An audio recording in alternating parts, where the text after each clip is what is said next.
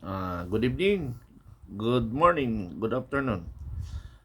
Sana sulok tayo ng daigdig. Kamusta ang mga barkada ko? Subscriber, Filipino Guerrilla Forces. Pakinggan natin ang panibagong issue na patungkol kay Cabral Files na may ginawa dito si Lisa Marcos, isang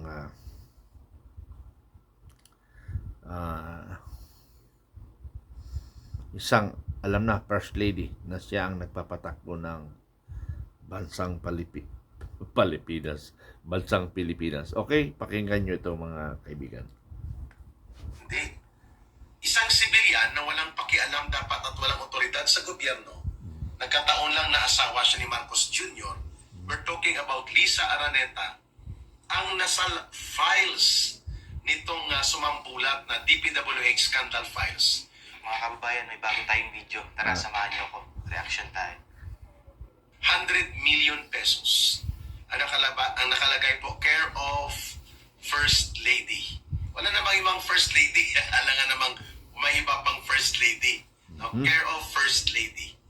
So, Office of the President ang nag-request ng proyekto 100 million pesos si Lisa Araneta. At ang lugar na paglalagyan ng proyekto, kinonsaba nila. Itong nakaupo ngayon na pumalit kay Tambaluslos pero bata pa rin nila Marcos. Ito si Congressman Boji D. Sa Isabela po ang proyekto.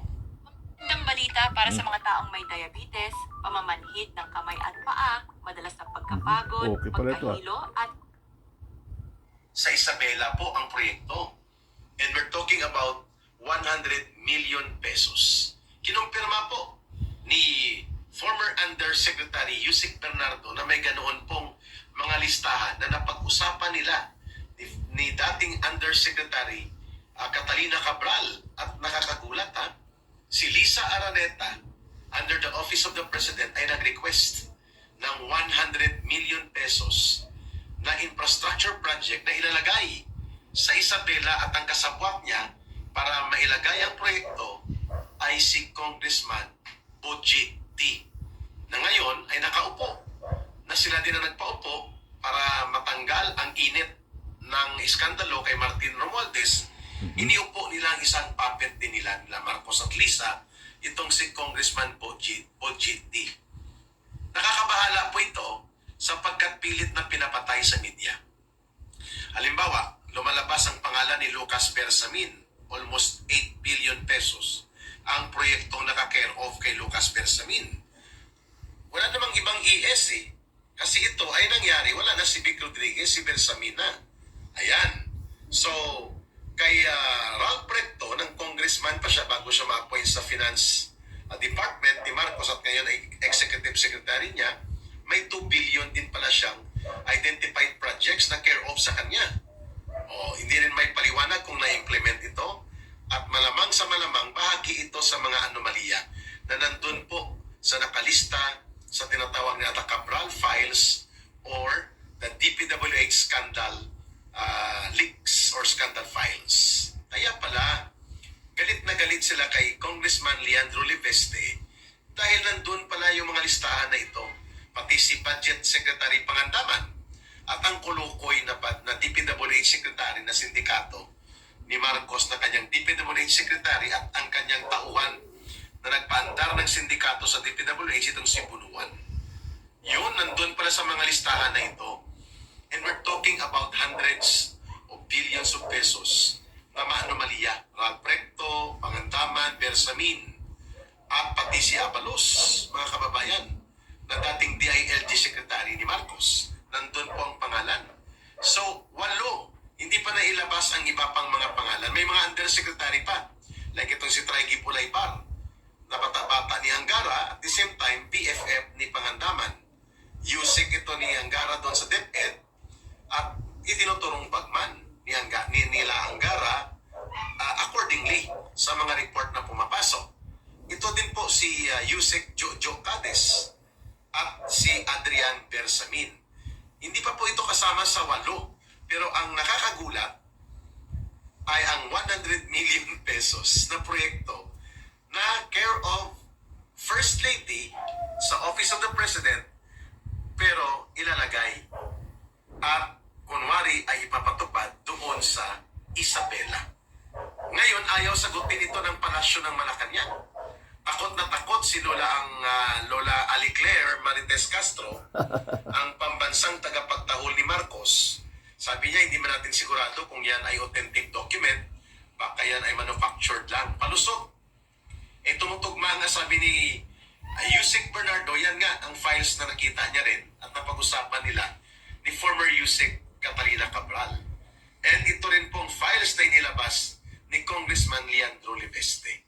Kaya pala, pinagtutulong-tulungan nila si Congressman Leandro Leveste sapagkat takot na takot sila, galit na galit sila na Nabago. Sorry.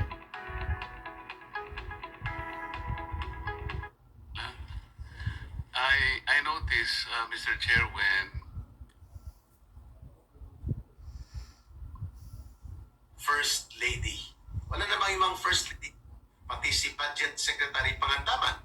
At ang kulukoy na DPWH Secretary na sindikato ni Marcos na kanyang DPWH Secretary at ang kanyang tauhan na nagpaandar ng sindikato sa DPWH, itong si Bunuan. Yun, nandun pala sa mga listahan na ito. And we're talking about hundreds of billions of pesos na maanomalya. Ralph Recto, Pangandaman, Bersamin, at pati si Abalos, mga kababayan, na dating DILG Secretary ni Marcos. Nandun po ang pangalan. So, 8. Hindi pa nailabas ang iba pang mga pangalan. May mga undersecretary pa. Like itong si Traigi Pulaybar, na bata ni Angara, at the same time, PFF ni Pangandaman. Yusek ito ni Angara doon sa DepEd, at itinuturong bagman nila Angara accordingly sa mga report na pumapasok. Ito din po si Yusek Jojo Cades at si Adrian Bersamin. Hindi pa po ito kasama sa 8. Pero ang nakakagulat ay ang 100 million pesos na proyekto na care of First Lady sa Office of the President pero ilalagay at kunwari ay ipapatupad doon sa Isabela. Ngayon, ayaw sagutin ito ng palasyo ng Malacanang. Takot na takot si Lola Aliclaire Marites Castro, ang pambansang tagapagtahol ni Marcos. Sabi niya, hindi man natin sigurado kung yan ay authentic document, baka yan ay manufactured lang. Palusot. Tumutugma nga sabi ni Yusek Bernardo, yan nga ang files na nakita niya rin at napag-usapan nila ni former Yusek Catalina Cabral. And ito rin pong files na inilabas ni Congressman Leandro Leveste. Kaya pala, pinagtutulong-tulungan nila si Congressman Leandro Leveste sapagkat takot na takot sila, galit na galit sila na ito ay maipubulgar at maipupuko, mga kababayan. Kaya, nagpapasalamat tayo na ngayon ay lumabas na mayroon palang 100 million pesos na flood control ba ito? Ghost project ba ito? Kailangan pong magpaliwanag dito si Lisa Araneta. And mukhang obvious na obvious ang binabanggit ni Saldico, it has become a family enterprise nila Marcos Jr.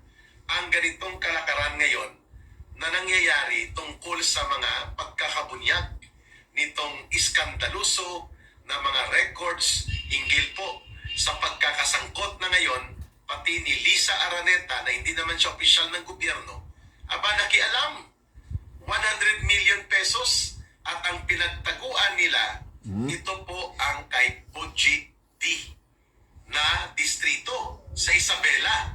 Aba, mukhang maaga pa, noon pa man pala, naghuhukus-pukus na at nagkakaroon na ng magic. Itong si Lisa Araneta, dito po sa inilabas ni Puji D, inilabas na Cabral Files. 8, 5 pa lang pong na-identify. Si Bunuan, si Abalos, si Bersamin, si Pangandaman at si Ralph Recto. May 3 pa Vergara, hindi natin alam. Sino pa ang mga nasasangkot. Kaya very interesting pala itong Cabral Files. At ngayon, ang palusot lang ng Malacanang, hindi daw sigurado na authentic ang mga dokumento at baka dinoktor na yan.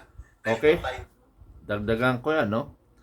Meron rin na mga dokumento na galing sa Malacanang na kung saan ay ilalabas namin baka next month, next month kasi January pa lang ngayon.